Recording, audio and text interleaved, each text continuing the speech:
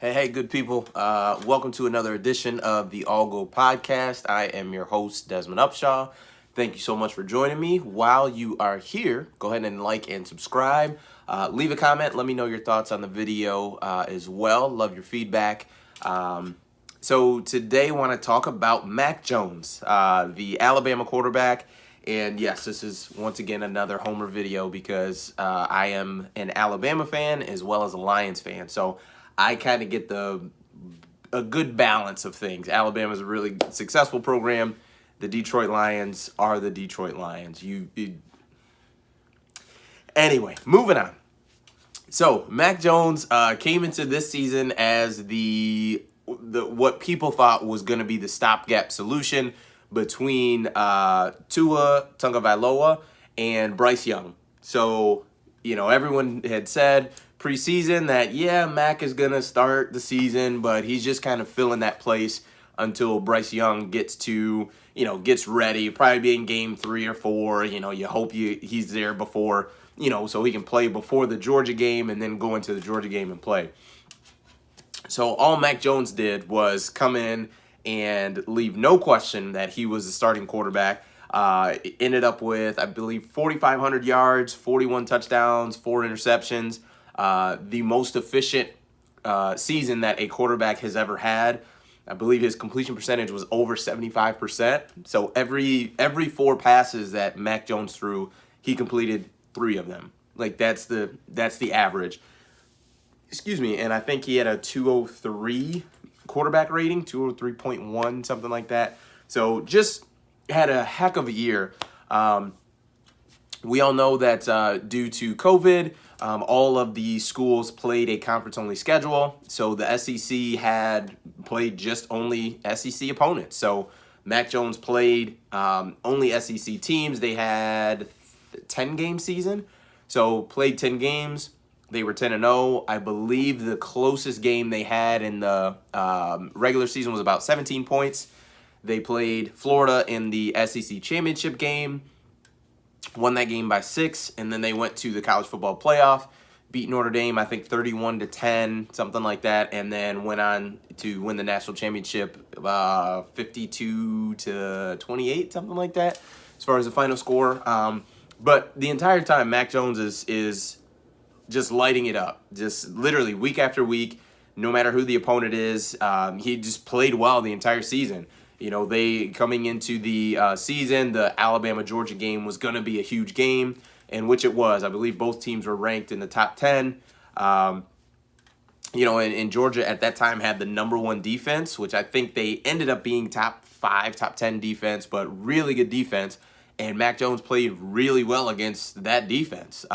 Threw, I want to say, 2 or 3 touchdowns. Had a really good season. So once the season was over, and even during the season, my thoughts were, it's clear to me Mac Jones is a first-round quarterback. Like, he is playing well against quality opponents. The big knock against the SEC is, well, they always play those cupcake games, and that is true. They do usually the week before rivalry week or around that. They will play a team that's FCS team or the Citadel or something like that. But none of that happened this year. That wasn't the case. It was just SEC opponents that he played. So he played the likes of Texas A&M. He played Florida in the SEC championship game. Played Georgia. Just played really good talent and excelled. He played really well. So that happens, and that's my thought is, I'm like, oh yeah, Mac is going to be a first-round quarterback, like without a doubt. And as the offseason, which it's still pretty new in the offseason for college football, but you started to hear whispers like, oh, Mac Jones might creep into the first round. And my thought to that is, what are the talent evaluators looking at? Now, a couple things. Number one, a guy I'm going to compare Mac Jones to, just give me a minute. Don't go crazy. Don't kill me. Mac Jones played 13 games with everything. Played 13 games. Now, Joe Burrow, they played 15 games. But the thing is to me, Mac Jones gets the criticism. Here's a couple things. He's not athletic. Now, That's just a fair criticism. Mac is not athletic. If you watched him slide in any football game, that's just not his forte, and that's okay. So, valid point. He's not athletic. But the flip side of that is athletic guys in the NFL are good. But what athletic guys in the NFL also happens a lot is injuries. You look at Aaron Rodgers. He's a very athletic quarterback, big arm, one of the best quarterbacks in the NFL right now. But he's missed a lot of time, and I know as a Lions fan because there were years in there where I had hope that maybe the Lions can win the division. Aaron Rodgers is out for 6 weeks. He's had a collarbone injury, I believe, multiple times. Missed 6 games here, 5 games there. Calf injury that wasn't really, from scrambling around. But even, you go back to guys like RG3. I mean, that kind of ruined his career a little bit. Patrick Mahomes, even though he's not a big scrambler, he just missed the second half of a playoff game due to a concussion. Now, that was a called run play. But playing outside of the pocket is dangerous. A lot of bad things happen because in college, where, if you're an athletic quarterback, you are used to running away from guys, that you're faster than those guys. I heard this criticism with Baker Mayfield was he thinks that he can still outrun guys the way he did at Oklahoma. And in the NFL, everybody is as fast or faster than you. Even the D tackles are running 4.8s and 4.7s. At 300 pounds. The guys are just monsters. They're freaks of nature. So that is not necessarily a bad thing. Playing football from within the pocket and playing at a high level is so important. You look at the guys that do have the longevity. Now, Rodgers still does, even though, he has been nicked up a little bit, in the past. But Brady and Breeze, Peyton Manning, those guys played and won Super Bowls from within the pocket. And Mac Jones, as far as playing football in the pocket, does it better than any quarterback in this draft. I get it. Trevor Lawrence is here. But I think for Trevor Lawrence, he's got a bigger arm. He is more athletic than Mac Jones is. But, I mean, efficiency-wise, just look at the numbers. Look at the numbers. Now, if you want to say Trevor Lawrence is the number one pick, I'm not going to fight you on that at all. Because, yes, he should be. But as far as playing the quarterback position from the pocket, Mac Jones does it at an extremely high level. So another thing they say is, well, the talent that Mac Jones had, I mean, no one has any talent like that. He's only good because of the guys that he played with. That could be a fair criticism. But my rebuttal to that is, why did Joe Burrow get the praise of he is without a doubt the number one pick? Even though Joe Burrow had arguably more talent on the offensive side than Mac Jones did. Joe Burrow had Jamar Chase. He had Terrence Marshall was a receiver there. Justin Jefferson, who literally is lighting up the NFL. He had Thad Moss, Clyde Edwards-Helaire. Just multiple guys that, played at a high level. Now, on the Alabama side, yes, Mac Jones had Najee Harris. He had Devontae Smith, who's the Heisman Trophy winner.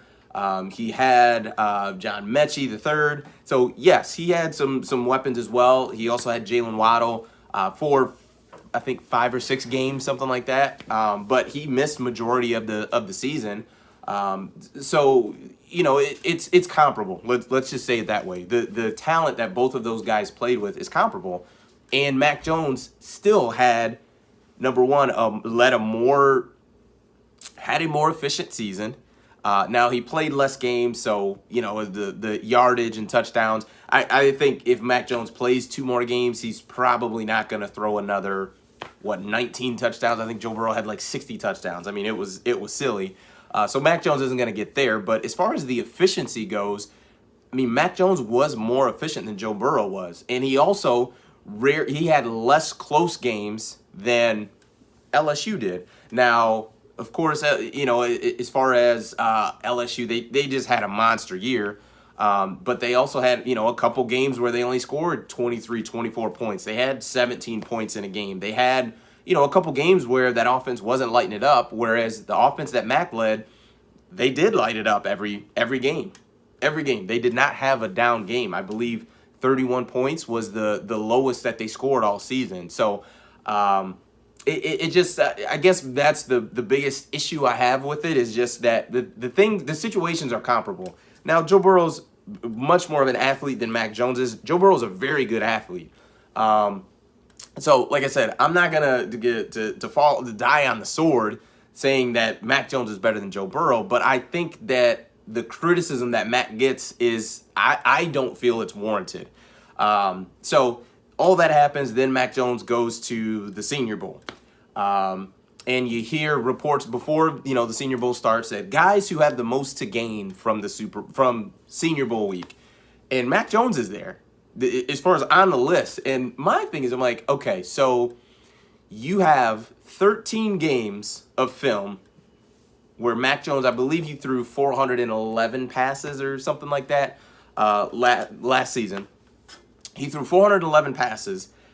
That's not enough.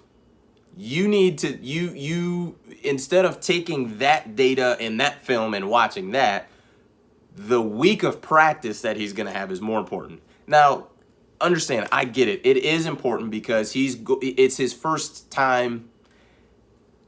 It's his first time with NFL coaches who are currently in the NFL. Because the thing is Steve Sarkisian was an offensive coordinator for the Atlanta Falcons in the NFL. So forget about that. It's just this week of practice that is somehow going to vault Mac Jones to a top 10 pick, in which he sounds like from all reports is that he had a really good week. He didn't play in the game. He had an ankle issue. Didn't play in the game, but after the game happened, I saw a report that someone said there's no way Mac Jones falls below 8 as far as draft pick. And my thought to that is, so that week of practice is what did it for you guys. So before, right, he might creep into the first round, but after the week of practice at the Senior Bowl, that's what vaults him up to you. Not the 13 games of him basically having no bad games. I don't want to say a flawless season because that's a bit much, but just no letdown, no bad season, playing against high-level competition. That is what is. Forget about that. This 5 days of practice that he had is what did it for you. And my question is, when is the last time you had a senior quarterback go to the Senior Bowl and reports come back that he had a bad week? Like, because I know for myself, I don't ever remember hearing that. I don't remember hearing a single quarterback having a week where his draft stock is hurt. Now, if that's out there, feel free to leave that comment. I'd respond to it and say, hey, you got me. No big deal. But I guess I just don't understand. I would prefer just using the film that you have. I think back to a guy like Teddy Bridgewater who ended up, he was at Louisville and played, pretty well. And it was for all the reports and everything, it was like, yeah, he's going to be a first round pick. Well, he had his pro day, and Teddy Bridgewater, for football fans, you guys know this, but if you don't know, if you're not familiar with him, he's always worn 2 gloves on both of his hands, which is kind of rare for a quarterback, but he always did that in college. Well, his pro day, he didn't wear his gloves, and his throws were kind of sporadic, and there was reports as like, he didn't look great, and he ended up falling to, I believe, the 32nd pick, but late first round, versus where, some guys had him like mocked and thought he would go like mid first round. But for someone like that, it's kind of the same thing. It's just like, so forget about the 3-4 years he had at Louisville playing against competition. You just go to this time where he's in shorts, not in a football setting, just, essentially a 7-on-7. And everything, and you take that, so that hour of throws versus the 3 years of film and data that you have. It just seems kind of crazy to me, but wanted to get on here and kind of talk about it a little bit. Let me know your thoughts down in the comments. Thank you so much for staying till the end. Please like and subscribe, and also follow me on Twitter at AllGoPodcast, the number 1. I look forward to hearing from you, and I will catch you next time.